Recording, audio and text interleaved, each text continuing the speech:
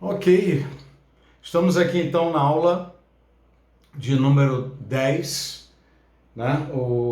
Vamos terminar o capítulo 9 e vamos entrar no capítulo 10. A gente interrompeu a aula passada na página 49 do e-book.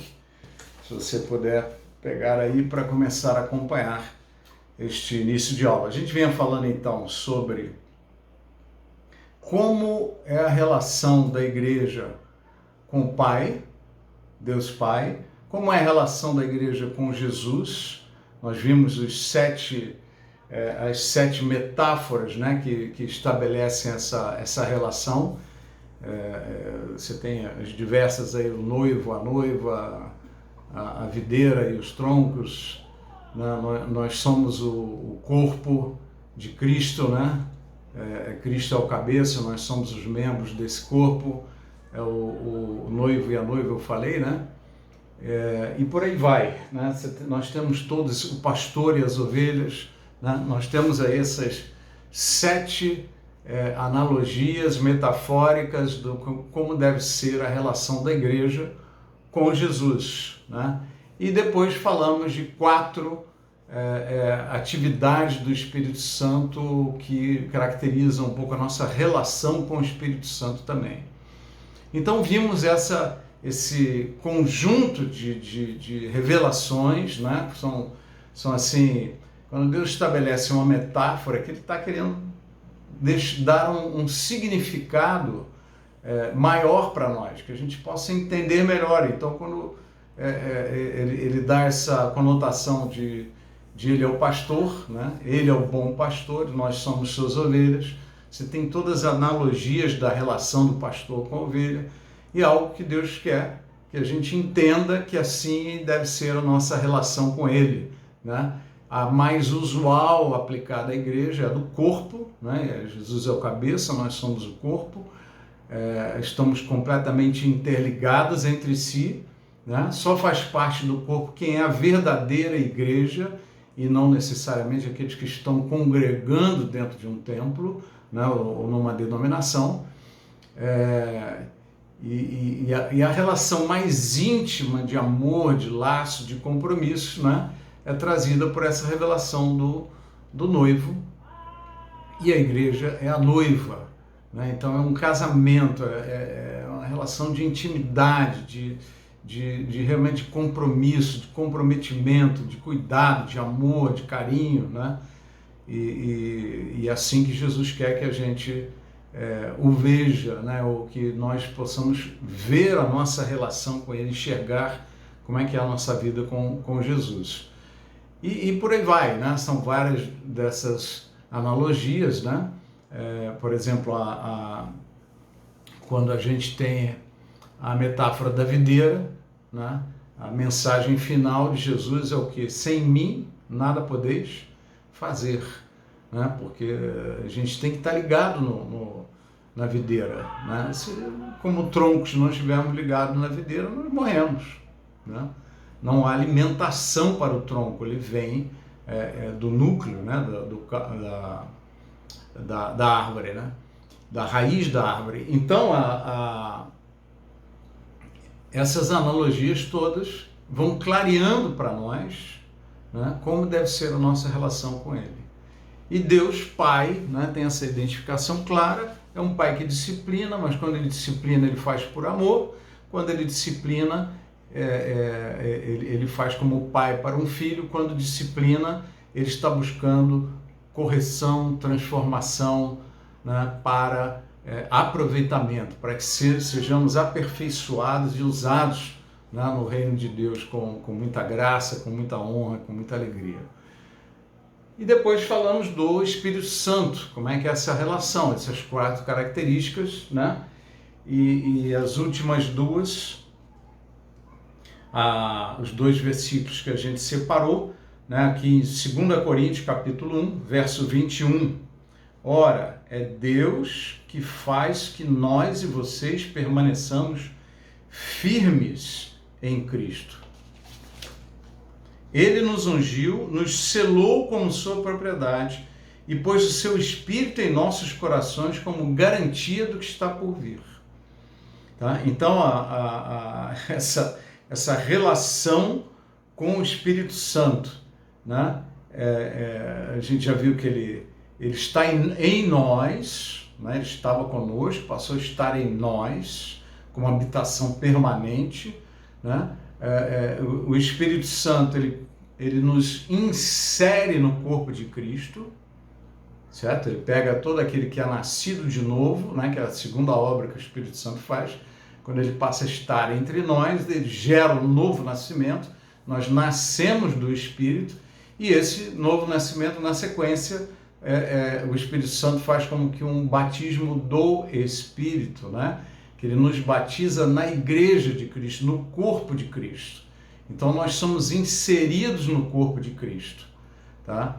E esse batismo também tem essa característica do selo, da garantia, né? Então esse versículo de 2 Coríntios 1, 21 é muito forte, né?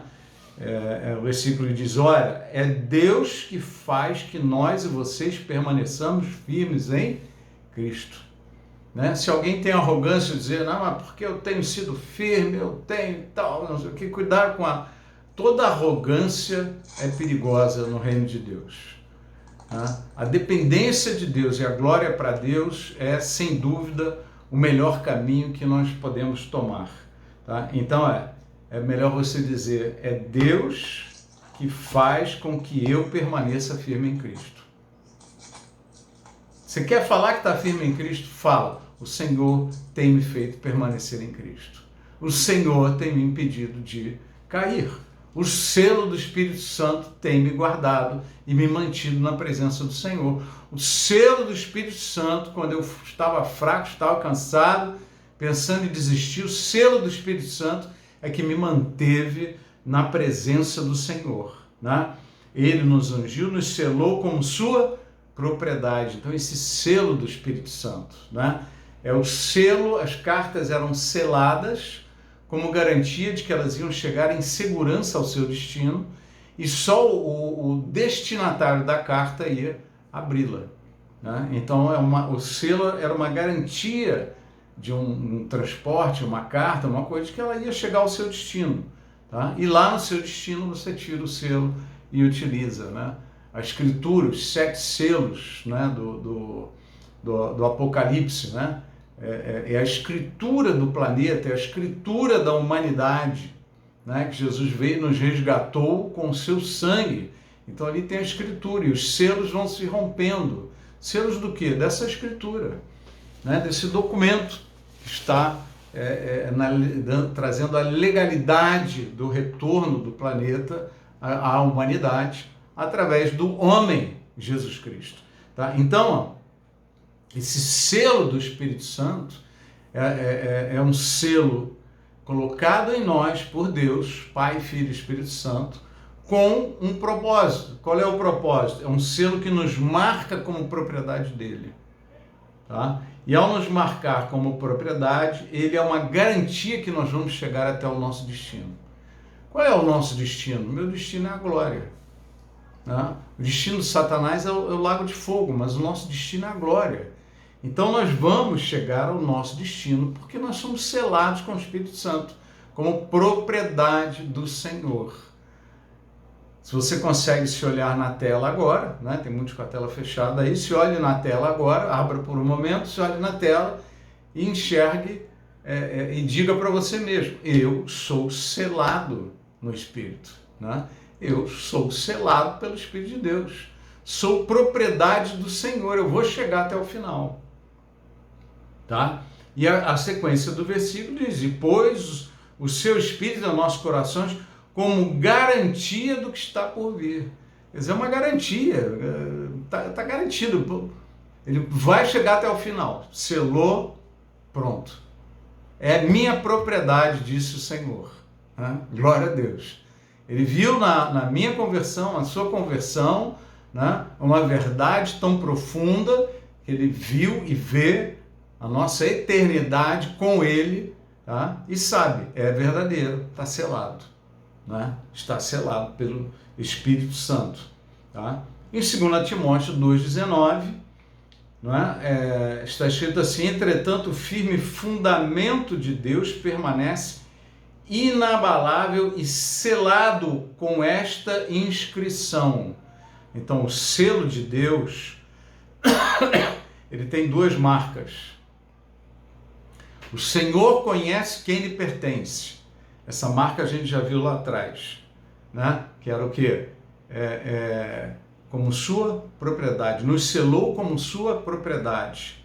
E aqui ele está dizendo que o selo tem duas marcas. O primeiro, o Senhor conhece quem lhe pertence. Quem é propriedade verdadeira dele. Quem vai estar com ele até o final, o Senhor conhece. E a segunda marca deste selo é: afaste-se da iniquidade todo aquele que confessa o nome do Senhor. Tá? Então, essa garantia, né, de que vamos chegar até o final, é Deus que faz com que a gente permaneça firme, ela inclui um afastamento do pecado. Tá? Não é que eu estou convertido, não vou perder minha salvação, posso fazer o que eu quiser, que não é isso que está escrito. O que está escrito é que este selo nos garante ir até o final, e também está escrito que este selo tem uma marca: afaste-se do pecado todo aquele, né, que tem este selo, todo aquele que confessa o nome do Senhor, afaste do pecado. Então são duas marcas, tá? Não é uma garantia de que vai acontecer de qualquer jeito, não, é uma garantia de que vai acontecer porque você vai se santificar, porque você vai ficar firme, que você vai continuar crendo. Você pode ter os seus momentos, se abalar, confundir, se afastar, cair, tá? Mas você vai voltar. Você vai voltar, porque esse selo te atrai, né? O Abba Pai te chama de volta e você vai voltar e vai andar nos caminhos do Senhor de novo e vai permanecer com Ele para sempre, tá? Então, o Espírito Santo, né, ele nos traz o novo nascimento. Nós somos nascidos do Espírito, nós somos batizados do Espírito. Não estou falando ainda aqui do batismo no Espírito Santo, é o batismo que nos insere na igreja, tá? Que nos coloca no corpo de Cristo, né? Somos habitados pelo Espírito Santo, essa habitação permanente, né? Que não existia no Antigo Testamento, nem com os profetas, e somos selados. Deus marcou, né? É minha propriedade, vai chegar até o final, né? Glória a Deus. Então, diante desse cenário de qual é a relação de Deus com a igreja e da igreja com o Senhor, a gente precisa parar e repensar. Dá para eu ficar com uma vida tão instável, entendendo na palavra de Deus o que Deus tem para nós, qual é a relação do Pai com a igreja, qual é a relação de Jesus com a igreja, qual é a relação do Espírito Santo com a igreja? Dá para ficar numa vida dividinha mais ou menos, inseguro, medroso, cheio de crises, altos e baixos? Dá para ficar assim, né? Em João 16, 32, fala assim, aliás, eu vou direto para o 33. Eu lhes disse essas coisas para que em mim vocês tenham paz. Jesus nos diz essas coisas para que nele nós tenhamos paz. Quando ele ressuscitou, ele veio no meio dos discípulos que tinham se afastado, fugido, estavam confusos, incrédulos, desconfiados, medrosos, ansiosos, angustiados. E Jesus entra no meio deles e fala: paz seja convosco. Quando você estiver precisando de paz, sempre volte a esta cena, né? E imagine Jesus entrando na tua casa, na tua sala, no teu quarto, olhando para você e dizendo: paz seja convosco. É assim que ele entra nas nossas vidas. É assim que ele nos lembra destas coisas, né? E ele segue dizendo: neste mundo vocês terão aflições. Tá? A aflição é o quê? Terão coisas que vão nos incomodar, não é um mar de rosas, não é? Nós estamos em guerra. Existe uma guerra espiritual. Tá? Então, nós não estamos ainda na glória. A glória chegou até nós, mas nós estamos no mundo em guerra. Nós somos os, entre aspas, os penetras, né? Que vieram retomar aquilo que é nosso.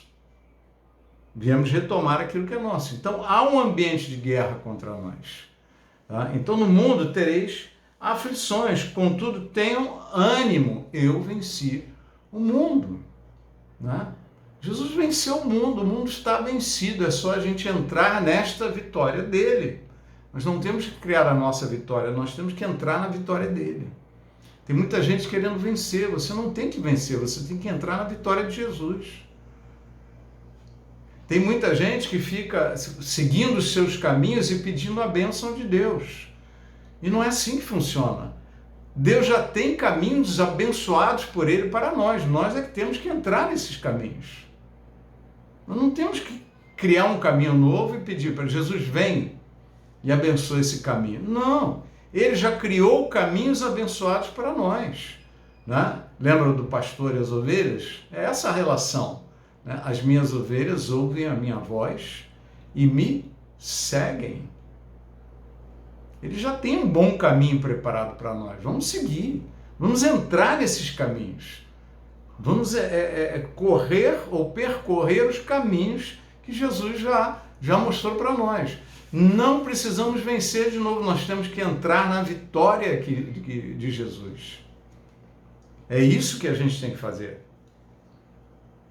Tá? Então, em 2 Coríntios 4, 7, fala assim, mas esse tesouro em vasos de... Nós temos esse tesouro, tá? Que é o Espírito Santo, em vasos de barro, que somos nós. O barro é frágil, mas o tesouro é forte. Tá? Para mostrar que este poder que a tudo excede, provém de Deus e não de nós. Um poder extraordinário que se manifesta através de pessoas comuns. De todos os lados somos pressionados. Entenda isso, existe uma pressão. Por quê? Nós somos nascidos de Deus num mundo caído de Deus. Nós temos o Espírito de Deus num mundo em que o diabo resiste e tem aí governado de alguma forma esse planeta nas regiões celestiais. Nós entramos em guerra nas regiões celestiais. Para vencer a nossa luta não é contra a carne nem contra o sangue, mas contra principados e potestades nas regiões celestiais. Deus nos colocou em Cristo nas regiões celestiais para lutar essa luta e vencer essa luta. Tá? Então, existe a pressão, mas não desanimados. Perceba a diferença. É normal que você seja pressionado na vida, mas você não precisa desanimar. Ser pressionado faz parte, desanimar não. Não sei se você está entendendo. Ter problemas, ter dificuldades na vida faz parte. Ter ansiedade, não. A gente acha que, nossa, nós temos tanto problema, tanta dificuldade, isso daí, e Deus, e a palavra está aqui. Deus está na sua vida.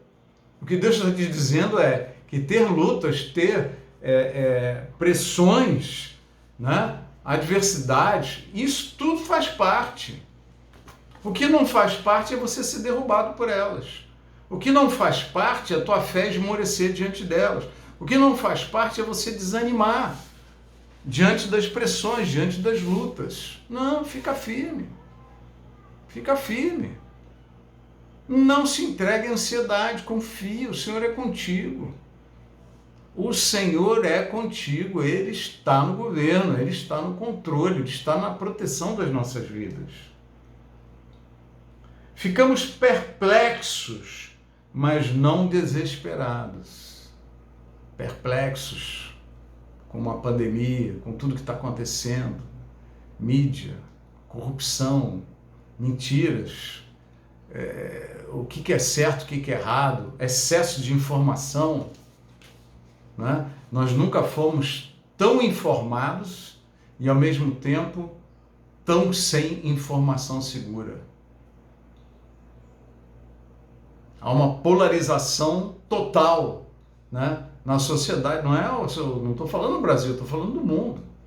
Polarização, uma parte grande que pensa de um jeito e não aceita opiniões distintas e acha que os outros são burros, são idiotas, né?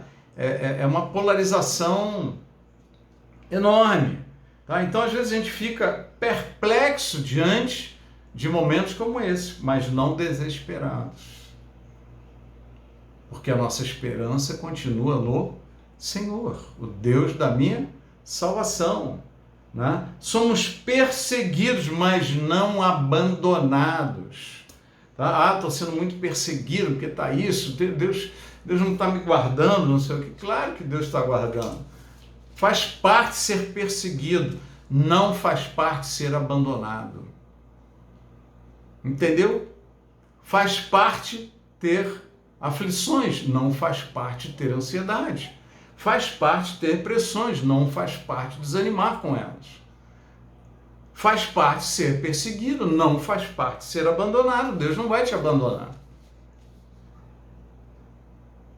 Abatidos, mas não destruídos. Algumas coisas nos tocam, nos perturbam, né? Às vezes nós temos perdas na vida, mas não seremos destruídos. Fica calmo.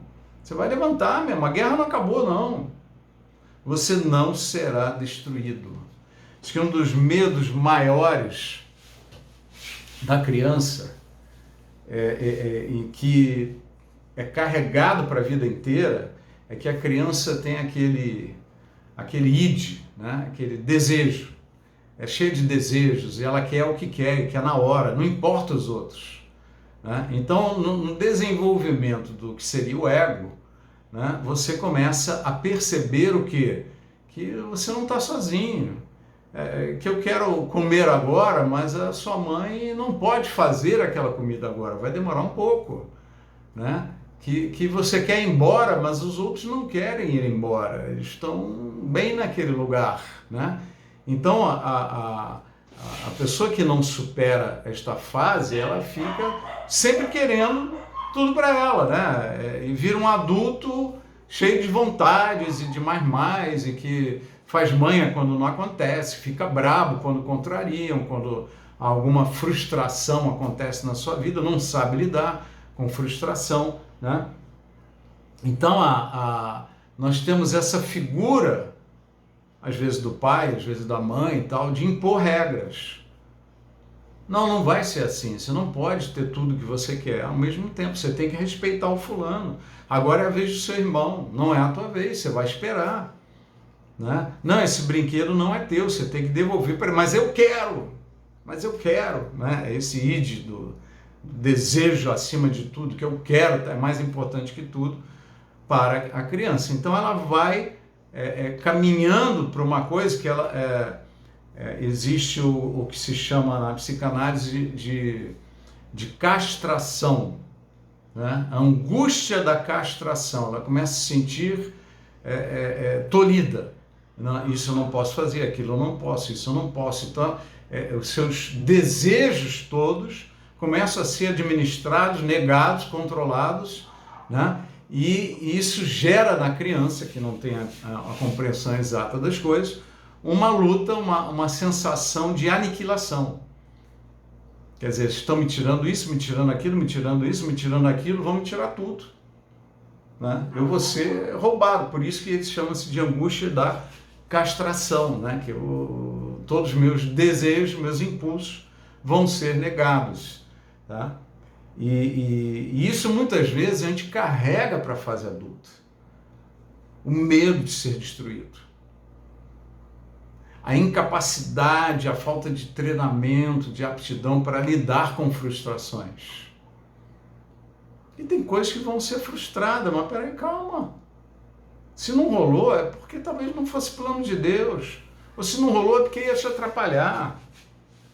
Né? Se isso não aconteceu agora, é porque você precisa perseverar mais. Tem que insistir, tem que ir à luta. Então há uma ação de Deus em todas estas situações, circunstâncias, no meio desta guerra espiritual, em que o Pai, como nós já estudamos, ele está nos treinando, ele está nos capacitando, ele está nos corrigindo, ele está nos transformando. É uma ação de Deus em nós. Né? E aqui ele fala no verso 10, trazemos sempre em nosso corpo o morrer de Jesus, para que a vida de Jesus também seja revelada em nosso corpo. Tá? Então trazemos no nosso corpo muitas coisas que são não. São as aflições, né? São as perseguições, são as pressões da vida, são as coisas que nos deixam perplexos, né? Todas essas coisas são parte do morrer de Cristo para nos matar. Matar não aquilo que é a nossa essência, matar aquilo que está nos atrapalhando. Para matar aquilo que está impedindo o nosso crescimento, o nosso fluir, aquilo que está impedindo que nós vivamos bem, estejamos firmes, sejamos confiantes, ousados, amorosos, perdoadores, pessoas de empatia, de bons relacionamentos, né? São coisas que Deus está trabalhando em nós. Então esse morrer de Cristo, né? Ele tem a ver com o quê? Exatamente com tudo que a gente leu aqui. As pressões, as perplexidades, as perseguições, os abatimentos, né? Não é o sentido de abatido aqui, é que alguma coisa nos atingiu, entendeu? Nós fomos abatidos, mas não fomos destruídos. Nós não seremos aniquilados. Pelo contrário. Toda a ação destas coisas em nós, elas estão se manifestando em nós com um propósito. Né? Verso 10, trazemos sempre no nosso corpo o morrer de Jesus. Qual é o propósito? Para que a vida de Jesus também seja revelada em nós. Tá? Então, igreja, é assim que funciona. Temos que confiar, relaxa, rapaz. Viva melhor no meio das pressões. Você tem sido ensinado a crer que não dá para viver bem diante de pressões, diante de lutas, diante de adversidades. Eu tenho que resolver tudo primeiro para depois viver bem. Não. Nós temos que aprender a viver bem, independente das circunstâncias. É uma aprendizagem que Paulo relata. Né? O apóstolo Paulo diz o seguinte: porque eu aprendi a viver contente em toda e qualquer situação. Seja na fartura, seja na escassez, perseguido ou bem tratado, qualquer situação eu aprendi a viver contente. É uma aprendizagem, não depende das circunstâncias. E isso Deus está agindo na minha vida e na tua vida. E quanto mais a gente aprende com isso, mais as bênçãos de fato podem chegar até nós. Porque nós não vamos ficar iludidos de que porque eu estou sendo abençoado é que eu estou bem, porque eu estou sendo atribulado é porque eu estou mal. Não existe essa relação. O atribulado, tá? O atribulado é bênção para te fazer mais forte, para te levantar melhor. E a bênção, as coisas boas caindo nas nossas mãos, são graças de Deus, porque Deus quer nos dar tudo. O Senhor é o meu pastor, nada me faltará. Ele não quer atender todos os meus desejos, mas Ele não quer que eu tenha nenhuma necessidade, nenhuma falta, que eu viva tranquilo. Eu, você e todos nós. Tá? Então vamos dar sequência aqui no texto. Tá? Em 2 Timóteo 2,26, para que assim voltem à sobriedade, escapem da armadilha do diabo que os aprisionou para fazerem a sua vontade. Né? Às vezes você fica nessa de, estou sendo perseguido, que Deus não está na minha vida, porque a Bíblia não é bem assim, não acontece que nem está na Bíblia. Desculpa, não acontece porque você não entendeu, você não leu. Você não está indo a fundo na verdade, né? Porque acontece exatamente do jeito que está escrito. Então, quando você cede a essas coisas, você caiu na armadilha do diabo e vai ficar fazendo a vontade dele, né? Agora, há um chamado de Deus para que a gente volte à sobriedade da palavra de Deus, né? E saia do diabo. Escapem da armadilha que ele colocou, né? Fica firme. Existe uma marca de Deus em nós, tá? Somos mais do que vencedores em Cristo Jesus, Romanos 8:37. E eu lembro a vocês o sentido desse versículo. Eu não tenho que ficar preocupado em vencer. Eu tenho que estar preocupado e focado em entrar na vitória de Jesus. Amém? Eu não tenho que ficar preocupado em criar caminhos e pedir a bênção de Deus para esses caminhos. Eu tenho que entrar nos caminhos que Deus já abençoou para a minha vida. Ele sempre nos conduz vitoriosamente em Cristo, porque a nossa vitória está em Cristo. Somos mais que vencedores em Cristo. Então, entra na vitória dele. Que aí se manifesta a nossa vitória. Que a nossa vitória é a vitória dele. Resistir ao diabo e ele fugirá de vós. Tá? O crente não tem que ficar fugindo das coisas, não tem que ficar assustado com as lutas, com coisas assim, com o diabo. Tem gente que tem medo de dar testemunho, porque o diabo... Não, porque se eu der testemunho, o diabo vai ficar atacando minha vida e tal. Pelo amor de Deus. Muito maior é aquele que está em nós do que aquele que está no mundo. Né? Precisamos aprender a confiar no Senhor e fazer o nosso chamado. Como é que você não vai dar testemunho se o teu chamado é para testemunhar? Proclamar as grandezas de Deus. Esse é o nosso sacerdócio. Como é que eu não vou dar testemunho? Você tem que dar testemunho, sim. De tudo, não, vou esperar completar. Não, comece a declarar que vai acontecer. Amém? Antecipa, porque o milagre acontece primeiro dentro de nós. E depois ele se materializa. O milagre sempre vem primeiro dentro de nós. E depois ele se materializa. Tá? Como disse Jesus, né? Ensinando a gente a orar com fé. Né? Tudo aquilo que pedides em meu nome, crendo que já recebestes, lhes será dado. Então eu creio que já recebi. Eu já recebi. Dentro de mim já nasceu o milagre. E então lhe será dado. Quer dizer, então, no futuro, na sequência, né, o milagre é materializado e é trazido até nós. Tá? A coisa finalmente acontece. Tá? Precisamos realmente alargar a visão, olhar mais para o reino, entender um pouco mais esse mover de Deus. Tá? Vamos para a página 50. Lucas 9:24. Pois quem quiser salvar a sua vida, perderá. Mas quem perder a sua vida por minha causa, este a salvará. Então a vida não está em nós, a nossa vida está em Cristo. Eu colocando a minha vida em Cristo, eu ganho ela. Eu colocando a minha vida em mim mesmo, eu perco a minha vida. Lucas 9:57. Ninguém que põe a mão no arado e olha para trás é apto para o reino de Deus. E se olhar para trás, muitas vezes, é você mergulhar de novo na tua vida. Ficar preocupado com tudo, ansioso, angustiado, não ter mais tempo para Deus. Não consigo ir na igreja, não estou bem, porque eu estou cheio de problema, estou cheio de... Vai para a igreja, rapaz, é isso que você tem que fazer, ouvir a palavra, né? Participar dos louvores, se permitir ser tocado. Né?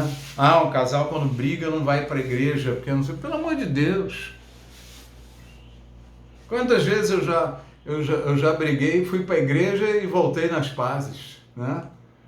A gente volta de boa, porque Deus fala com um, fala com o outro, aquieta o coração. Pô, que besteira, sai dessa, meu. Né? Não, fica em casa vendo domingo fantástico, dia de semana, novela, sei lá o quê, né? Qualquer coisa que você goste de fazer, ou fica lá grudado no seu Instagram, no seu Facebook, por aí vai, né? Vai para a casa de Deus, vai ouvir do Senhor, né? Não é para ficar paralisado. Quando você paralisa, você caiu na cilada do diabo. Você tem que sair dela para voltar à sobriedade. Tá? Gálatas 5,13, né? Irmãos, vocês foram chamados para a liberdade, mas não usem a liberdade para dar ocasião à vontade da carne. Tá? Aqui nós estamos nos referindo ao versículo de João 4, de 1 a 30, a mulher samaritana. Tá? A mulher samaritana, Jesus obviamente buscou esse momento com essa mulher, queria evangelizar ela, queria falar do reino de Deus para ela, queria falar dele para ela, e ele tem aquela conversa, uma conversa, não dá para entrar em detalhes aqui, senão eu vou pregar só isso, mas é uma conversa libertadora em termos de homem e mulher, em termos de raça, né? Em termos de diferença cultural, em diversos aspectos, é uma conversa extremamente libertadora. E ele mostra que ele não está nessa.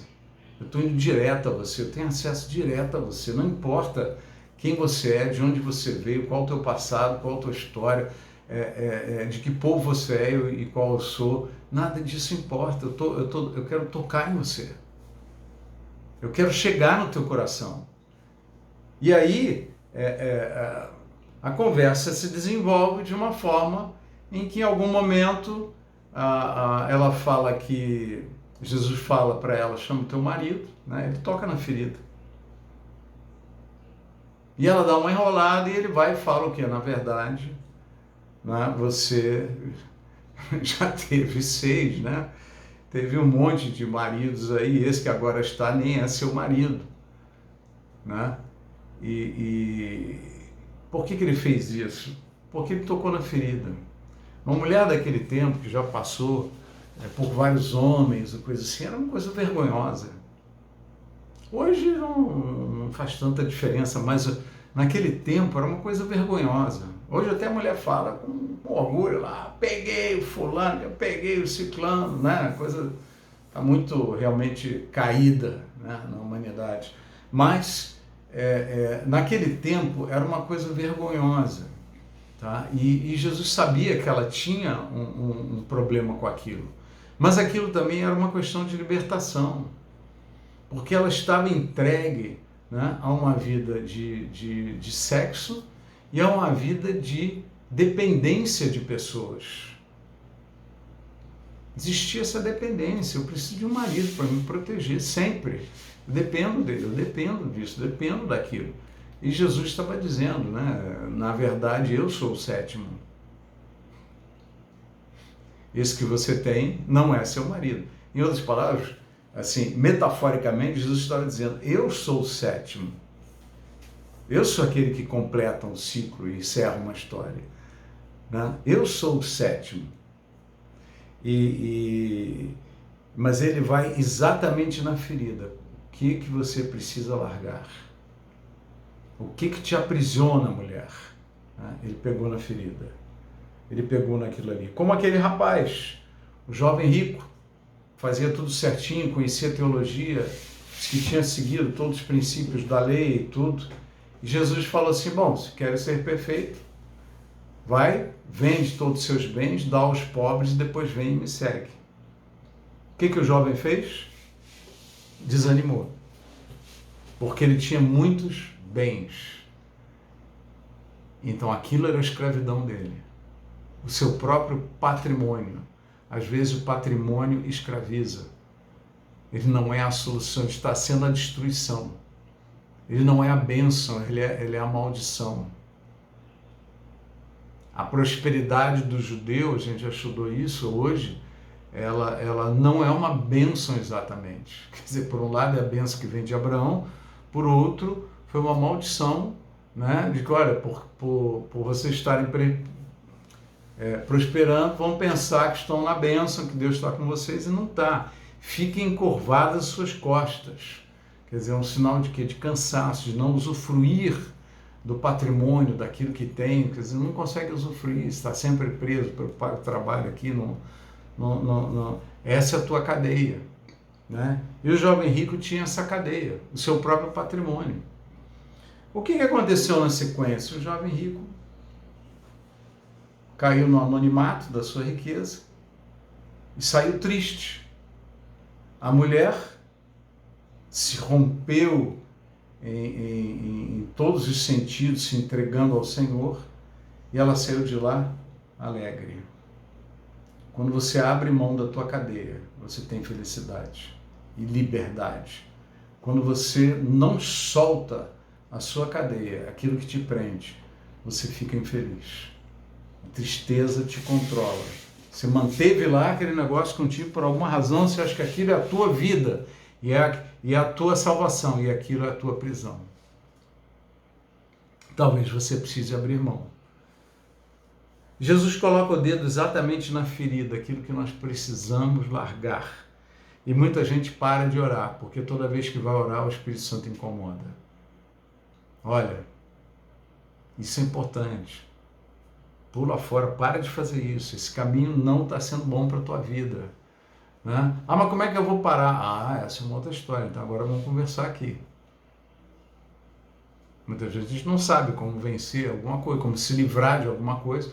Então agora vamos, mas primeiro você precisa decidir.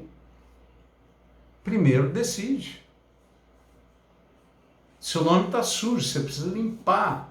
Ah, mas não, que a pessoa fica, se eu limpar, eu vou ter que pegar as últimas reservas que eu tenho para pagar não sei quem, eu preciso desse dinheiro para isso, para aquilo, mas... Então a gente se prende. Mas no momento que você decide, não, eu vou limpar o meu nome, né? Aí o Espírito me pergunta, Deus, agora, como é que eu faço? Né? As minhas ovelhas ouvem a minha voz e me seguem.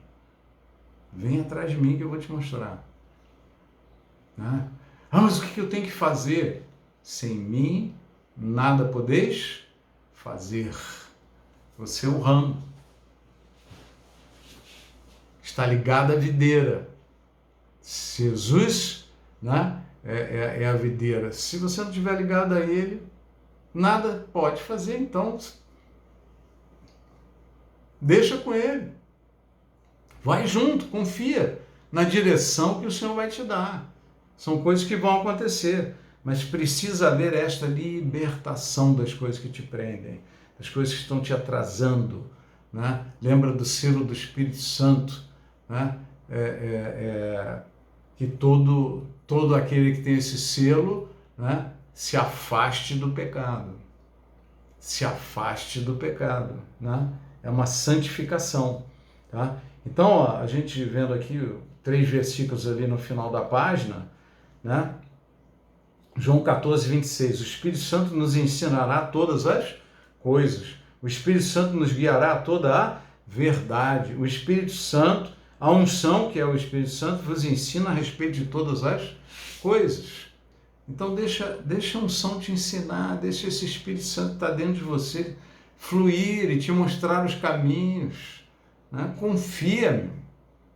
Confia, se rende, né? Se rompe na presença dele para ficar feliz, para ter uma vida satisfatória, uma vida abençoada. Às vezes a gente desenvolve assim na igreja muito a mania do crente domingueiro, né? Ah, porque domingo é dia da igreja e tal. Tem gente que deixa a Bíblia no carro, saiu do culto, botou a Bíblia no carro, voltou para o culto, pegou a Bíblia do carro e levou para o culto. E praticamente não abriu durante a semana. Ele abre a Bíblia durante o culto. Ah, o culto foi maravilhoso, uma pregação extraordinária. Ok, mas não é assim. Você precisa se desenvolver. Você precisa se desenvolver. Há algo que os outros não podem fazer por você. Você precisa encontrar o seu caminho. Né? Eu sei que não, muitas vezes a carne não é fácil, ela é dura, tudo, mas são coisas que fazem parte dessa vida diária com o Senhor. Né? Alguns pensam no dom do Espírito, naquele negócio, numa reunião poderosa, cheia de unção, e aí eu falo em línguas. Não, querido. Olha essa frase marcada aqui no final. grifada, né? A verdadeira vida com Deus é aquela vida sem nada de espetacular, no dia a dia. Nada de espetacular, mas totalmente sobrenatural. Totalmente sobrenatural. O orar em línguas é uma prática para o tempo todo. Não, mas não é para orar em línguas só na hora que eu estou assim cheio do Espírito Santo. Não. Exatamente quando nós não sabemos o que orar, estamos assim meio confusos, essa é a hora talvez mais importante de você orar em línguas. Porque você está orando no Espírito. Quem ora no Espírito ora segundo a vontade do Pai. Então você está fazendo orações que o Pai está levantando, o Espírito Santo está colocando na tua vida. Isso é uma bênção poderosíssima ao nosso dispor. Nós não podemos abrir mão, né? Vamos para a página 51.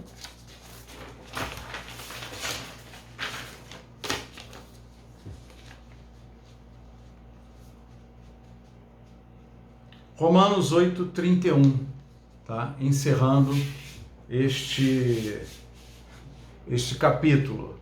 Que diremos, pois, a estas coisas? Se Deus é por nós, quem será contra nós? Paulo está mostrando uma convicção na proteção, na guarda de Deus. Se Deus é por nós, quem será contra nós? Por que você está assustado, está com medo, está preocupado? Deus é por você. Aquele que nem mesmo a seu próprio filho poupou, antes o entregou por todos nós, como nos não dará também com ele todas as coisas? Qual é o propósito do Pai? É nos dar todas as coisas. E para que a vida de Cristo com todas as coisas se manifeste em nós, né, nós precisamos ser treinados, ser balizados, ser transformados pela morte de Cristo, pelo morrer de Cristo dentro de nós. Coisa que nós já estudamos, né? Quem tentará acusação contra os escolhidos de Deus? É Deus quem os justifica. Né? Esse mesmo capítulo ele começa dizendo,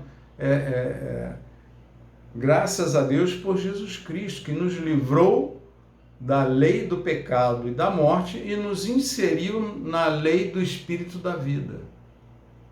Nenhuma condenação, pois, mais há para aqueles que estão em Cristo Jesus. Não tem mais condenação. Ele nos tirou da lei do pecado e da morte, nos inseriu na lei do Espírito da vida, uma lei mais forte do que aquela. Uma nos joga para baixo, a outra nos joga para cima, mas a de cima é mais forte. Então é essa ação que age em nós, né? É Deus quem o justifica. Quem é que condena? Pois é Cristo quem morreu, ou antes quem ressuscitou dentre os mortos, qual está à direita de Deus, e também intercede por nós. É o sumo sacerdote.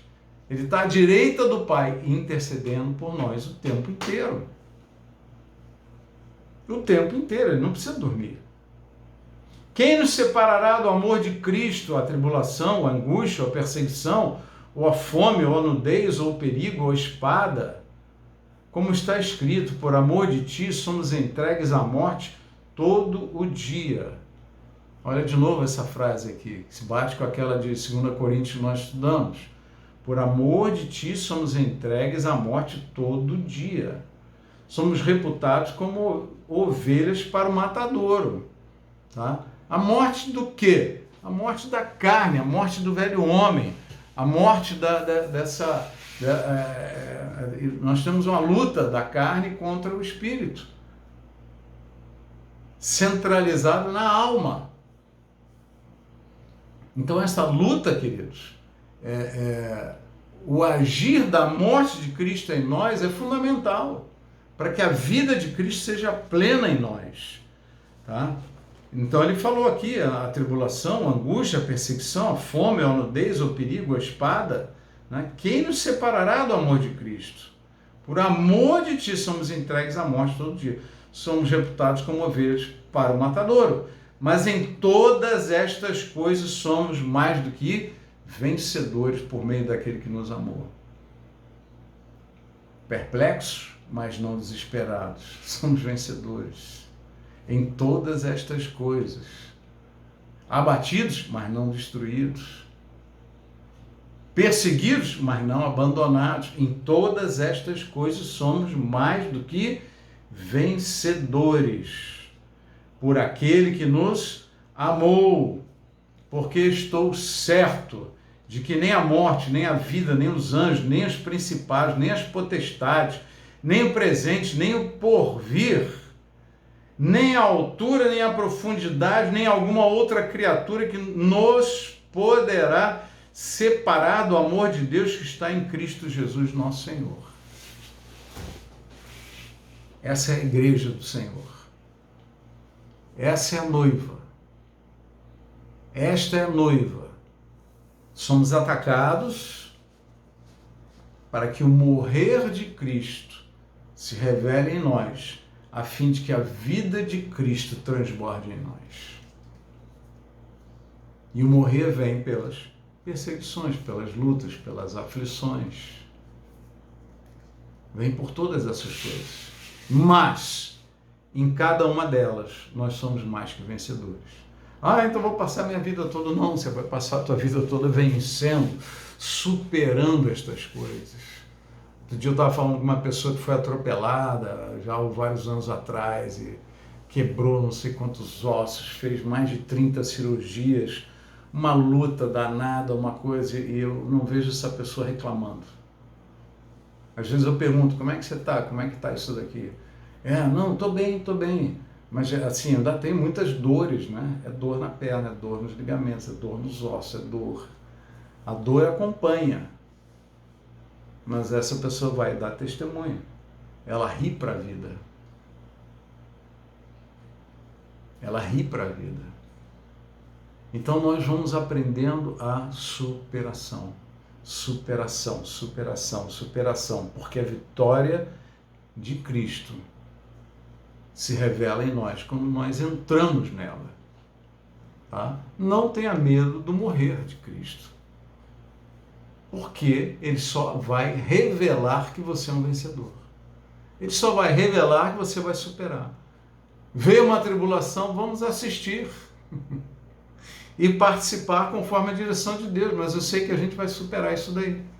Eu sei que esse assunto vai virar a história do passado. Né? Esses dias eu li sobre um estudo que foi feito, pegaram um grupo aí, não foi uma amostragem tão grande, né? Mas pegaram um grupo aí de umas 30, 50 pessoas e que elas externaram todas as suas preocupações que estavam trazendo uma certa angústia, ansiedade e tal. E depois de um mês, eles pegaram aquela lista e repassaram com aquelas 30, 40, 50 pessoas. E o que eles perceberam? Que apenas 10% daquelas preocupações de fato aconteceram, se transformaram em realidade. 90% que estavam preocupados não sequer aconteceu. Era uma preocupação que simplesmente não veio. Estou com medo de ser demitido, porque estou mentindo. Passou o turbilhão, você foi demitido? Não. Quanto você sofreu por causa disso? Né? E é muito interessante esse tipo de abordagem, né? Quando a gente pensa no nosso chamado, na nossa, aquilo que Deus tem para nós como igreja, como noiva do Senhor. Né? Ok, queridos, então, tua vida é uma vitória. Amém? Tua vida é uma vitória, é um tratar de Deus permanente para te conduzir sempre em triunfo, para que você supere aquilo que precisa ser superado, para que você deixe morrer aquilo que está atrapalhando, está te prendendo. É um agir permanente de Deus sobre a igreja, sobre a vida da igreja, sobre a minha vida, a tua vida. Vamos entrar então agora no capítulo 10, na página 52 do e-book, tá? Igreja, um intervalo profético. Queridos, quando quem fez o curso, né, sobre Israel, a gente estudou sobre as festas que são instituídas na lei de Moisés. Tá? Então a primeira das festas é a Páscoa, depois os pães asmos, depois as primícias, depois o Pentecostes, a quinta festa, trombetas, expiação, a sexta e, por último, tabernáculos. Tá? 7 festas. Jesus morreu no dia da celebração da Páscoa, porque ele era o verdadeiro Cordeiro Pascal. Cada uma dessas festas tem uma simbologia profética, tá? Com a obra de redenção da humanidade através de Jesus Cristo. Cada uma dessas festas. Então a primeira festa, que é a Páscoa, Jesus veio e morreu na Páscoa. Por quê? Porque ele era o verdadeiro Cordeiro de Deus que tira o pecado do mundo. Se você está me assistindo é católico, você deve estar cansado de repetir, né, isso dentro da missa. Né? É o Cordeiro de Deus que tira o pecado do mundo. Isso é uma verdade absurda que deve entrar com radicalidade no teu coração, na tua alma, no teu entendimento. Né? Ele é o Cordeiro de Deus. Isso aconteceu na Páscoa. Depois vem a festa dos pães asmos, né? que são aqueles 7 dias que você só come o pão sem fermento, né? São pães asmos. Fermento na Bíblia sempre está ligado com o pecado, com aquilo que está a transgressão da lei. Tá? Então, depois do sacrifício do Cordeiro Pascal, você pode ter uma vida inteira sem pecado. Tá? Esse é o significado da festa dos pães asmos. Logo na sequência tem a festa das primícias, né? Que são os primeiros frutos, é o início da colheita.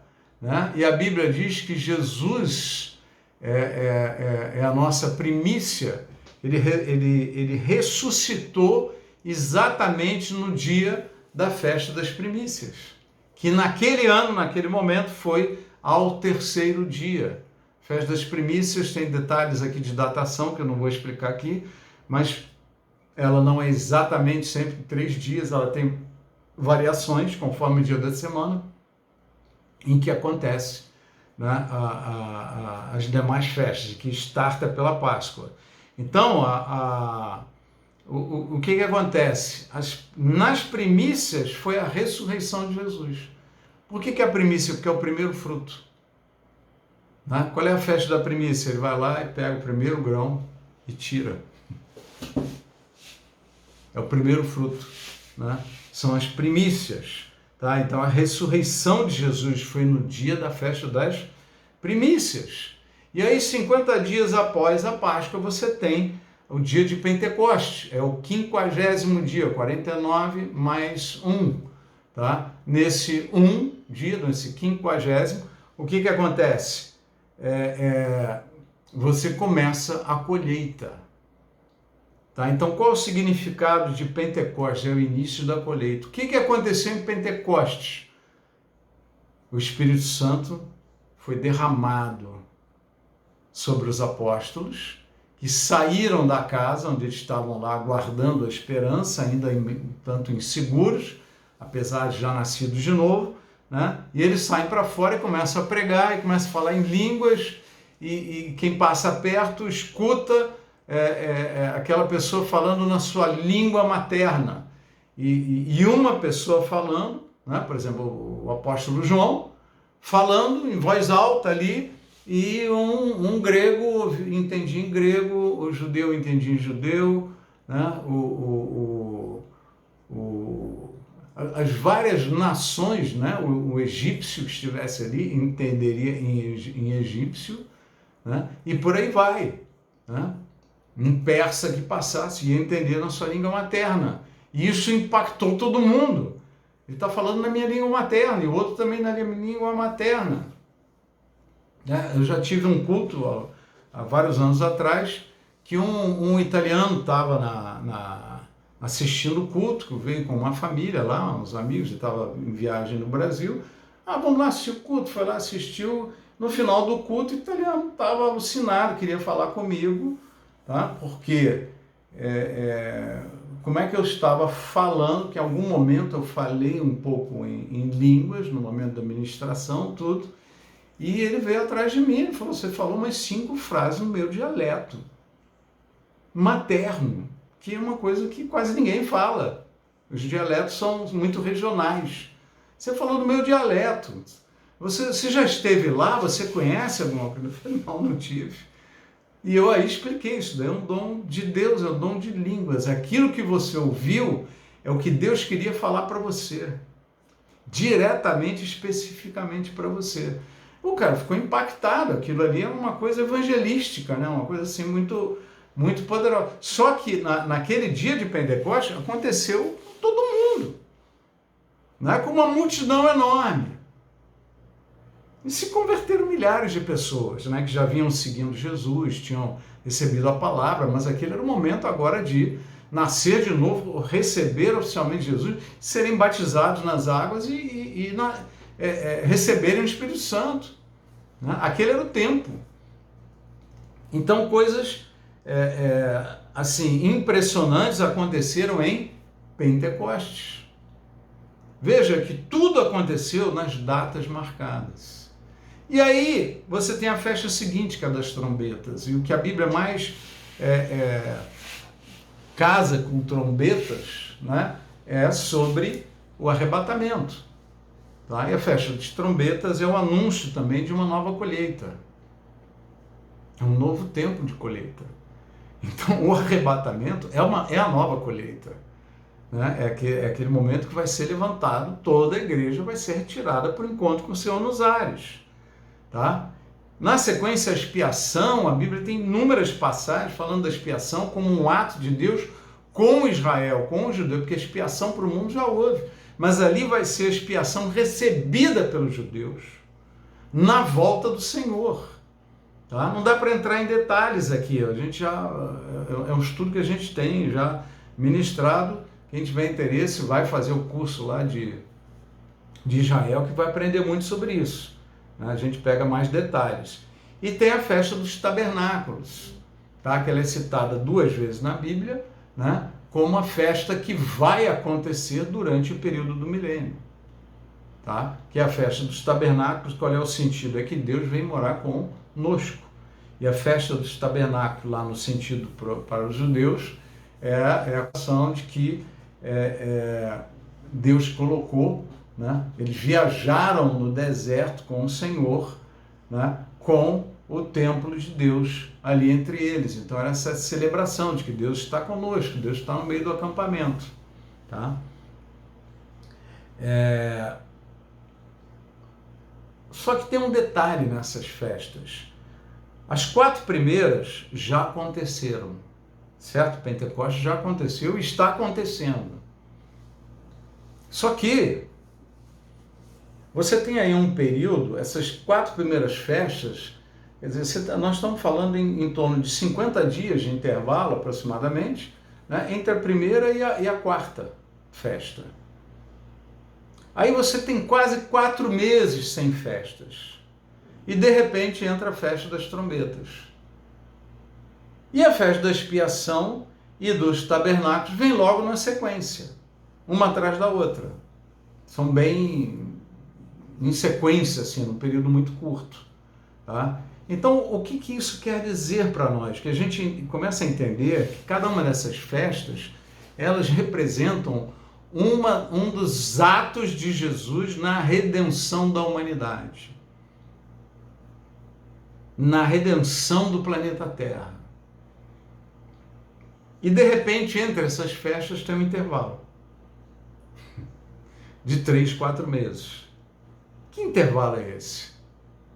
O intervalo é esse tempo em que Israel rejeitou o Messias,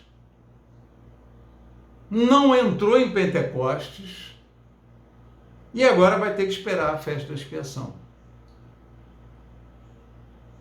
Esse intervalo profético é o tempo da igreja, que não foi revelado no Antigo Testamento. A igreja era um mistério, a gente já estudou sobre isso. A igreja era um mistério do reino dos céus, não revelado à terra. Quando o Jesus veio, o diabo quis matá-lo, né? Falou, eu preciso matar ele, é o Filho de Deus, eu vou fazer com que os judeus o matem, os romanos o matem, e aí eu vou afastar esse perigo. Só que é como que algumas coisas na palavra estivessem ocultas ao diabo e a todo o império das trevas. Eles não conseguiam ver que eles estavam trabalhando em prol da redenção da humanidade, sem perceber. E no momento em que Jesus é crucificado e eles pensam, agora tivemos a nossa vitória, o véu se rompe no Santíssimo Lugar, há um terremoto, né? As coisas todas são abaladas, alguns mortos que estavam seguindo Jesus naqueles últimos dias lá, saíram dos túmulos e apareceram, foram vistos pela cidade, né? É uma coisa, é a vida que foi trazida sobre a terra. E aí o diabo cai na real. Os principados e potestades foram envergonhados na cruz de Cristo. Eles pensaram que tinham a vitória e tomaram uma surra ali. Aquilo era a sua derrota e não a sua vitória. Então, toda essa coisa da igreja era uma coisa ainda muito confusa. O que ia acontecer nessa sequência?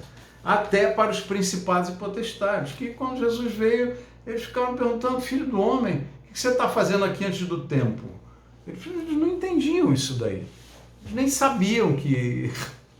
Não estavam entendendo exatamente, não estavam preparados para isso. São mistérios de Deus. Os pensamentos de Deus são muito maiores que os pensamentos dos homens e muito maiores que os pensamentos dos anjos caídos, dos demônios. É preciso a gente entender, então, dentro desse propósito todo, que essa história de que a igreja é o Israel de Deus agora, que Israel não vai voltar, não sei o quê, isso tudo tá errado, gente. Não é isso aí. Tá? Que Israel era a igreja do Antigo Testamento e agora a igreja é o Israel do Novo Testamento. Está errado. Israel, igreja, igreja. Israel vai voltar. Israel vai voltar para o Senhor. O apóstolo Paulo fala isso com toda clareza, que isso vai acontecer. Isso é confirmado por outros. Nós também estudamos aqui isso nesse curso, né? Que Israel vai ter a sua volta. João 7,37, no último e mais importante dia da festa, Jesus levantou-se e disse em alta voz, se alguém tem sede, venha a mim e beba.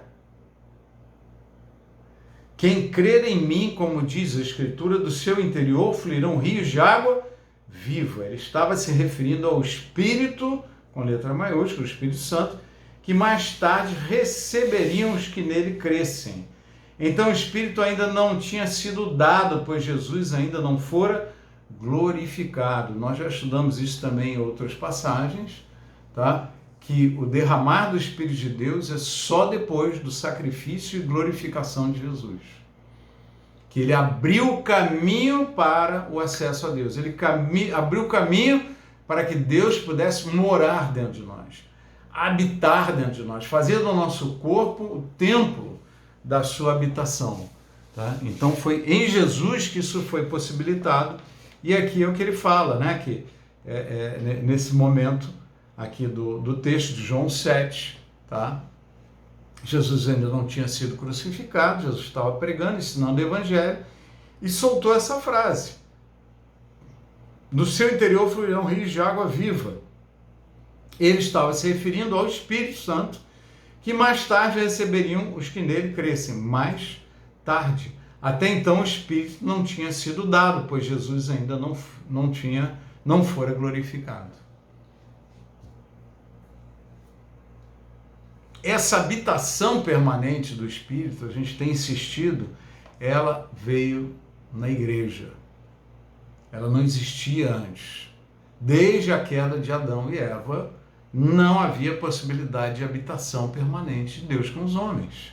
O Espírito Santo não poderia estar dentro de nós. E agora, ele pode estar e habitar permanentemente dentro de nós.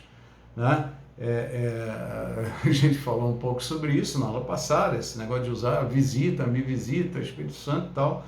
Né? O Espírito Santo está aqui, ele está dentro de você. Você não vai falar para o teu marido, para a tua mulher, não, vem me visitar. Como assim, vem me visitar? Eu moro aí. Né? Me visita, eu quero... Não, eu moro aí. Não é uma... deixa cair a ficha. Cai na real. Tem alguém dentro de você o tempo inteiro. Tá? Tem até um filme que, se eu não me engano, o nome é alguma coisa assim, tem alguém dentro de mim. Né? E é uma consciência que nós precisamos ter constante. Quer dizer, tem alguém dentro de mim, e é o Espírito de Deus. É o Espírito de Deus, eu tenho que dar vazão, deixa ele fluir. Né? A palavra de Deus fala, não restrinja o Espírito de Deus. Né? Dá espaço, deixa ele fluir, deixa ele agir. Né? Não coloque barreiras, não apague o Espírito Santo. Então, não ter essas ações, a nossa ação deve ser de liberar o Espírito, não de prender o Espírito. E para liberar é importante ter essa consciência permanente. Tem alguém dentro de mim. Tem alguém dentro de mim. Às vezes a gente acaba vivendo a vida como se isso não fosse uma realidade, como fosse uma utopia. Porque você já se acostumou, já tem muito tempo que você se converteu, que o Espírito Santo começou a habitar aí. Você se acostumou, começa a achar que não, Deus dentro de você. Tem um Deus dentro de você, dentro de mim, dentro de nós.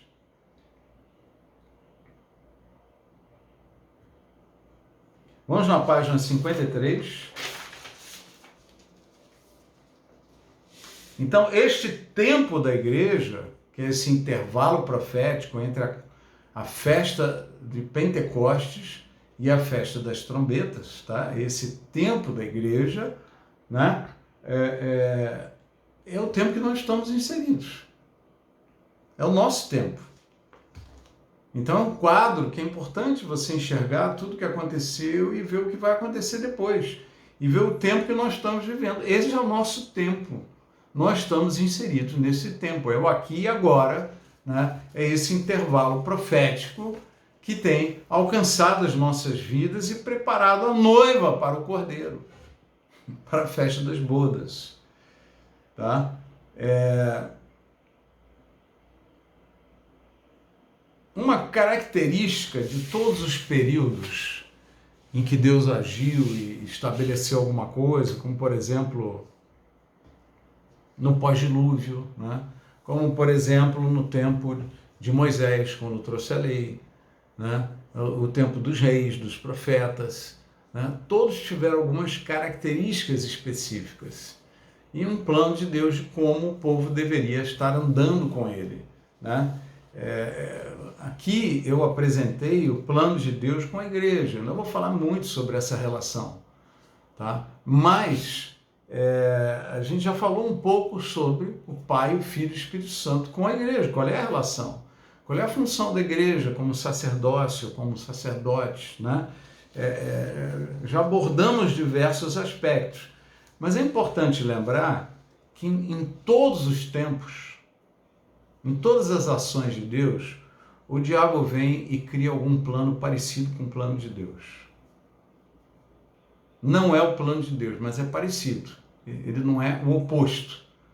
Tá? O objetivo dele é o oposto, mas o plano é parecido. Com que propósito? De confundir. Como foi a conversa do diabo de Eva com a serpente? A serpente lançou confusão na cabeça de Eva. E Eva mostrou que não conhecia a palavra de Deus. E ele transformou um pouquinho a palavra de Deus. Ele usou a frase que Deus disse para Adão, mudou ela um pouquinho e fez Eva repetir. E Eva creu naquilo. Então, quando a gente não está seguro na palavra de Deus, nós estamos expostos às ciladas do diabo. Estamos dispostos a cair no plano enganoso, né, do inimigo. E isso a gente tem que evitar a qualquer custo. Tá? Temos que pular fora dessa situação de não conhecer a palavra e se deixar seduzir por um plano maligno, tá? Por um projeto parecido com o da igreja. Né? O Fábio, se você puder desligar o teu som, tá ligado aí, ó. Obrigado. Então vamos lá. Romanos 10:11 fala assim: porquanto a Escritura diz, todo aquele que nele crê não será confundido.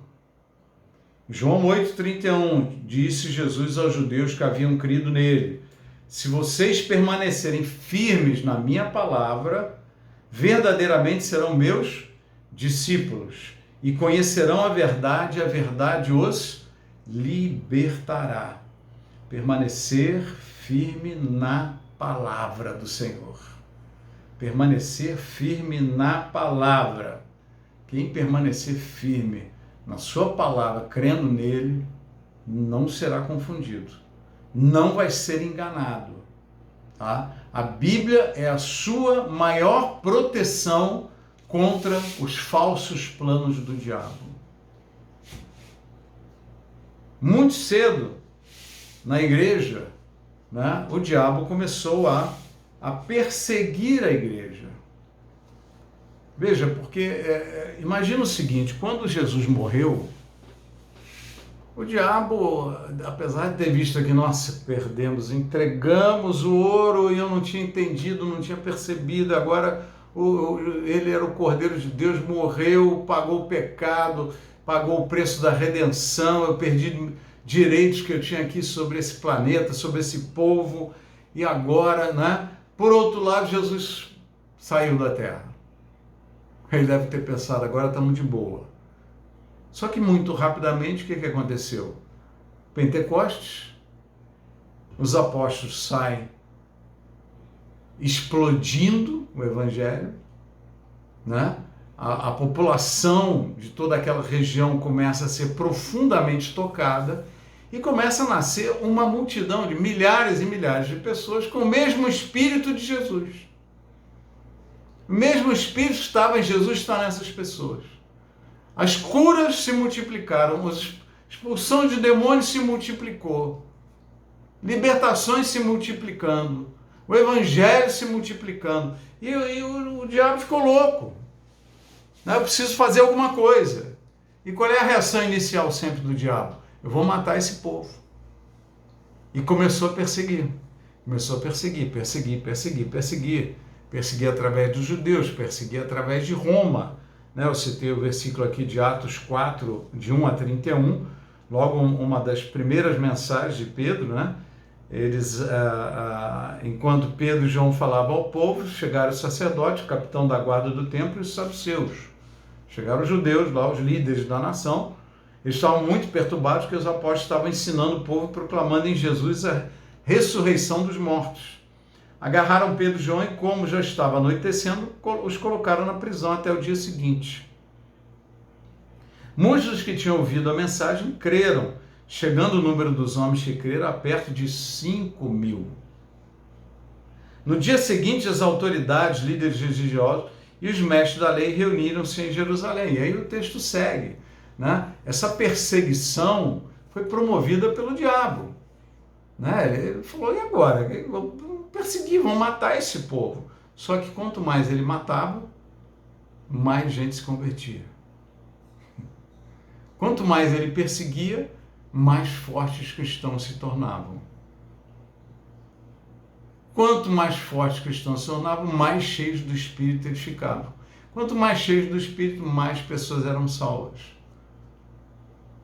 Os milagres se multiplicando, libertações, conversões, curas, uma atrás da outra. E aí o diabo percebeu, opa, está tudo errado.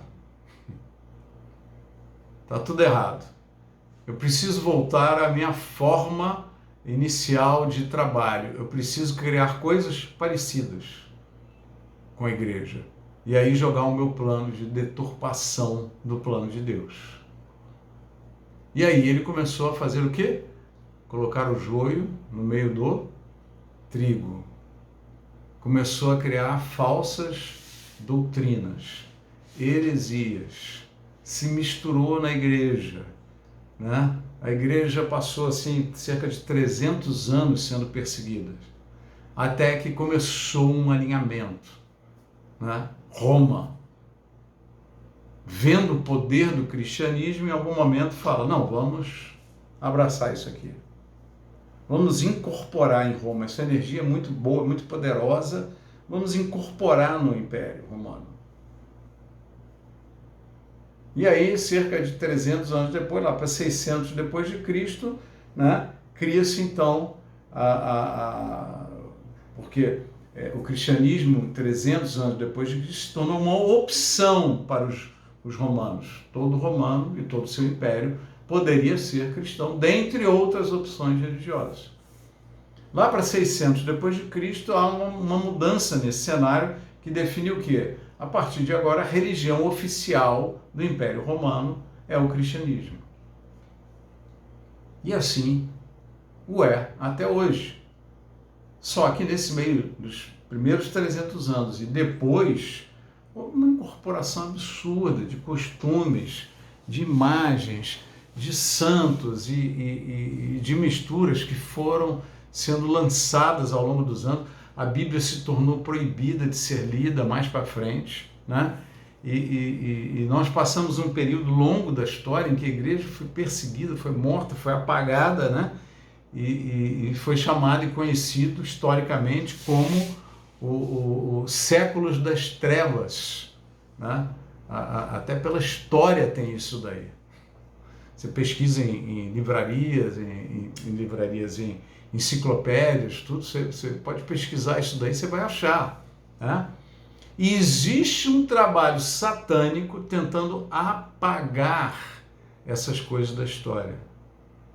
Apagar tudo aquilo que aconteceu nesse período de trevas da história, da igreja, do homem, da humanidade, os indultos, todas aquelas coisas, as guerras religiosas, perseguições, né? Foram coisas absurdas que aconteceram, foi um tempo muito triste, né? E na reforma essa coisa começa a ganhar um novo tracejado, uma nova mudança, né? Ao ponto de se uma igreja católica apostólica romana de hoje, naquele tempo antigo, seria uma igreja tipo uma herege, animando o povo a ler a Bíblia, falando de Jesus, seria uma heresia, né? Seria uma igreja herética naquele tempo, né? Mas enfim, essa forma de atuação do inimigo, tá? De criar algo parecido, é uma coisa típica, tá? E que foi e é usada muito na igreja. Judas 3 e 4. Amados, embora estivesse muito ansioso para escrever acerca da salvação que compartilhamos, senti que era necessário, aqui para a página 54, escrever-lhes, insistindo que batalhassem pela fé de uma vez por todas confiados aos santos, pois certos homens cuja condenação já estava sentenciada há muito tempo, infiltraram-se dissimuladamente no meio de vocês. Estes são ímpios e transformam a graça de nosso Deus em libertinagem e negam Jesus Cristo, nosso único soberano e Senhor. A infiltração de heresias, doutrinas, desviando o povo da verdade, né? No caso, a libertinagem, ela tem essa conotação de transformar a liberdade em pecado, em bagunça, em vale tudo. E não, Deus nos ama de qualquer jeito, pode fazer o pecado que você tiver à vontade aí, porque isso não, sabe, Jesus não é assim, não sei o que. Então, transformam a graça de nosso Deus em libertinagem e negam Jesus Cristo, né? Várias heresias foram sendo introduzidas. 1 João 2,18, filhinhos, esta é a última hora, e assim como vocês ouviram que o anticristo está vindo, Já agora, muitos anticristos têm surgido. Por isso sabemos que esta é a última hora. Eles saíram do nosso meio, mas na realidade não eram dos nossos, pois se fossem dos nossos, teriam permanecido conosco. O fato de terem saído mostra que nenhum deles era dos nossos, né? Então muita gente que saiu do cristianismo criou essas seitas, eu não vou citar nomes aqui, mas um monte de seitas heréticas que tem por aí, que acrescentam livros e por aí vai. E começa a falar um monte de maluquices que não tem absolutamente nada a ver com a Bíblia. Tá? Mateus 7,15, Jesus prevenindo sobre isso. Guardai-vos dos falsos profetas que vêm a vós disfarçados em ovelhas. Cuidado, fica esperto, está cheio de falso profeta aí. Alguns famosos, outros menos conhecidos. Outros aparecem na vida, dão uma profecia, dão uma palavra e vão embora. E às vezes é uma bênção, um profeta de Deus, uma palavra dele, e muitas vezes não tem nada a ver. Só traz confusão e fica naquele negócio, a pessoa fica endeusando o profeta. Tem muita coisa confusa no nosso meio e perigosa, né? Porque é uma guerra. Contudo, foi muito disseminado, né, essa questão da interpretação. Não, cada um tem sua interpretação. Eu acho que é assim, eu acho que é assado e está tudo bem, né? Cada um vai para o seu canto. E a minha igreja é isso, não tem comunhão com a tua. E as igrejas foram se dividindo em função de doutrinas, de pensamentos. E eu acho que é assim, eu acho que é assado, eu acho que é desse jeito. O batismo é assim, o batismo nas águas é assado. O batismo no Espírito não existe, o dom de línguas não é isso, milagre pode, mas não pode, é assim, mas não é. Não existe demônio, tem demônio, não existe arrebatamento, não existe inferno, alma aniquilada, não é? E assim, as igrejas foram se dividindo e perdendo a comunhão. E perdendo o poder do evangelismo. Porque a palavra de Deus é muito clara, né? Está cheio de falsa igreja aí. Agora, será que não tem verdadeiros cristãos dentro de falsas igrejas? Eu acho que tem. Porque mesmo na falsa igreja, muito se fala de Jesus. E quando Jesus, em algum momento, né, ele vira, os discípulos veem um pessoal lá expulsando demônio, em nome de Jesus. E os discípulos ficam, mas quem são esses? O que eles estão fazendo? E Jesus falou, quem não é contra nós, né, é por nós. Então deixa eles. Deixa eles. Ele não diz que é, não diz que não é. Ele só diz, deixa eles. Né? Eles estão por nós. Esses daí não estão contra nós. Deixa eles. Deixa eles ministrarem. Tá? Então, há muitas coisas que às vezes a gente não compreende com clareza. E há muitas coisas que você pode ter o caso de verdadeiros crentes dentro de falsas igrejas. Como você tem falsos crentes dentro de boas igrejas.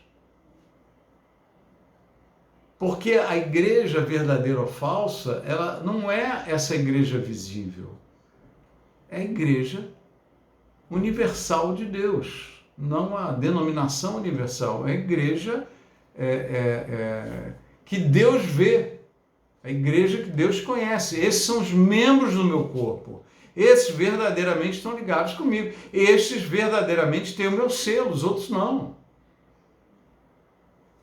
Então está cheio de gente selada em locais que a gente acha meio fraquinho, meio esquisito e tal.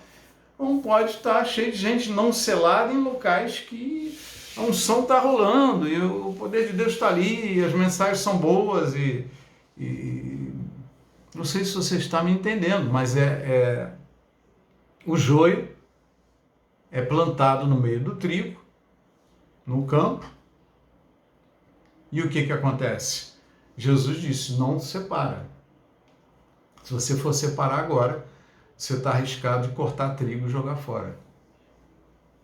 Então, existe esse contexto bíblico a respeito da igreja. A igreja tem templo, né? Entidade, tem gente convertida e tem gente que não é. Tem falso profeta e tem verdadeiro profeta. Tem um monte de coisa. Mas é para continuar na igreja. Você não tem que sair da igreja. Você não tem que deixar de congregar no templo por causa disso.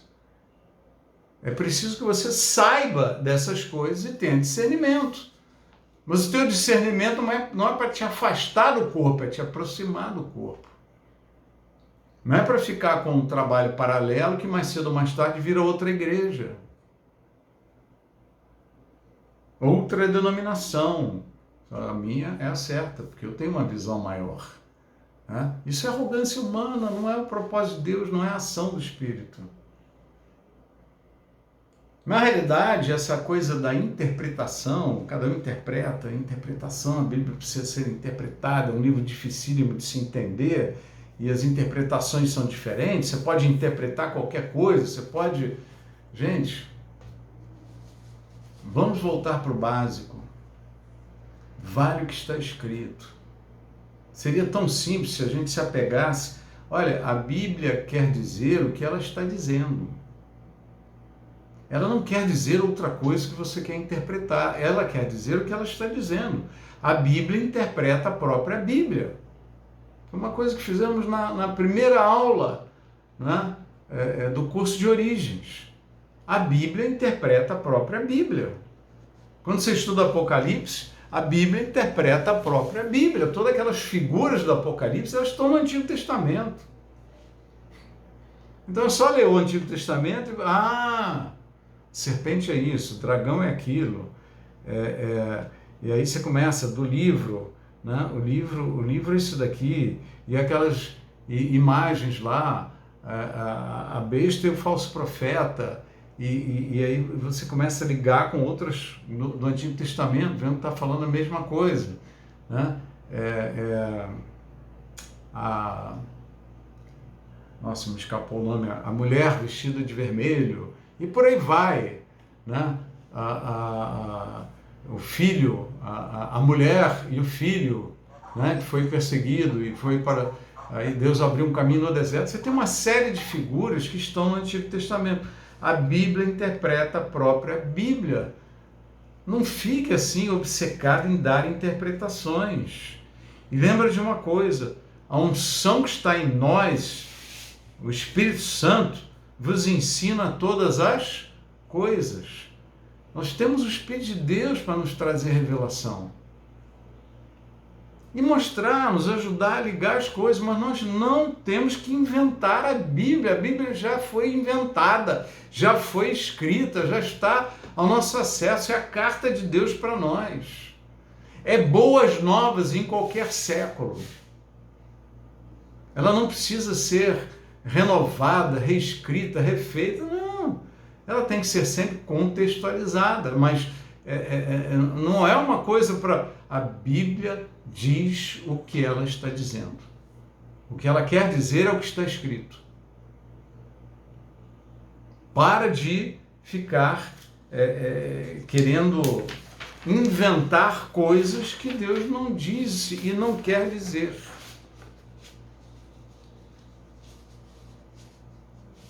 Porque estas múltiplas interpretações dividiram a igreja. Afastaram o corpo. E um corpo não interligado não funciona bem. O corpo de Cristo, a Bíblia fala de apenas uma igreja. Uma igreja. Se você ver Romanos, fala Paulo a todos que estão em Roma. Carta aos Romanos. 1 Coríntios, Paulo à igreja que está em Corinto. A igreja é uma só. Só que essa daqui está em Corinto. 2 Coríntios, a igreja de Deus que está em Corinto. Gálatas, as igrejas da Galácia. Efésios 1:1, aos santos que estão em Éfeso. Não tem que ter denominação. Quando surgiu aquela história de eu sou de Apolo, eu sou de Cristo, eu sou de Paulo, né? Isso foi reprimido lá atrás. Mas aqui não, as pessoas gostam de dizer, não, porque eu sou calvinista, eu sou arminiano, coitado, deixa esses homens para lá. Se apega ao que está escrito, não interessa a teologia que está por trás. Se apega ao que está escrito, deixa a teologia entrar dentro de você. E não seguir correntes teológicas. Deixa a Bíblia te trazer a informação. Sabe, eu vejo, às vezes, quando a pessoa escuta mensagens demais de determinados líderes, bons ou maus, e ler de menos a Bíblia, em pouco tempo ela está reproduzindo a cabeça e a mentalidade daquele líder, e não a palavra de Deus. Um cuidado que eu tomo muito nesse curso é Bíblia, Bíblia, Bíblia, Bíblia, versículo bíblico atrás de versículo bíblico atrás de versículo bíblico. Por quê? Porque é a palavra que tem que ficar consolidada dentro de você. Então, muito cuidado com a forma como você está conduzindo esses seus momentos, né? Essa tua vida espiritual, porque você precisa de tempo com Deus, você precisa do teu tempo individual, ler a palavra de Deus.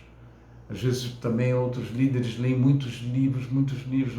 Às vezes o curso de teologia tem cursos maravilhosos, tem cursos que às vezes confundem um pouco as pessoas, algumas pessoas, mas é um cuidado que tem que se ter, porque num curso de teologia você fica seguindo disciplinas, e você vai ler um monte de livros sobre um monte de ciências também. Você vai aprender sobre comunicação, sobre gestão de igreja, sobre filosofia, sociologia, e começam com as matérias teológicas, especificamente dessa linha, daquela linha, disso, daquilo. Chegando no final, você está lendo muito livro e lendo pouca Bíblia. E a tua cabeça vai se moldando com aquilo que você dá para ela. Se alimente da palavra de Deus mais do que de qualquer outra coisa. Se alimente da palavra de Deus mais do que qualquer outro livro. É o livro mais importante da tua vida, é a Bíblia. Leia. Leia. Se você estiver firme na palavra, você não vai ser enganado. Não vai ser enganado. Tá? Essa história da igreja tem sido marcada e foi profetizado por Jesus. Falsos profetas, falsos cristos, joio no meio de trigo, né? Palavras enganadoras. Então, muito cuidado com heresias, falsas religiões. Tudo isso daí foi profetizado. A gente vai ver mais nas próximas aulas. É muito interessante esse material. Tá? Então, eu encerro a aula de hoje aqui. Eu quero orar pelas nossas vidas, pedindo o Senhor abençoa cada um desses teus filhos e filhas, Pai, que sejam cheios da tua presença, que a palavra possa estar entrando com poder, com graça, abrindo a mente, o coração, que o Espírito Santo esteja realmente aí fazendo a revelação acontecer, gerando a absorção, Senhor, que haja realmente corações receptivos à tua voz, à tua palavra, que o governo, a gestão do Espírito Santo sobre esses momentos nossos aqui seja plena, seja absoluta, seja poderosa. Fala conosco, Senhor. Levanta cada uma dessas vidas, que sejam transformados, fortalecidos, usados com poder, Pai, e aprendam a constância em Cristo Jesus, a serem contentes, estarem contentes, viverem contentes em toda e qualquer situação. Que assim seja em nome de Jesus. Amém.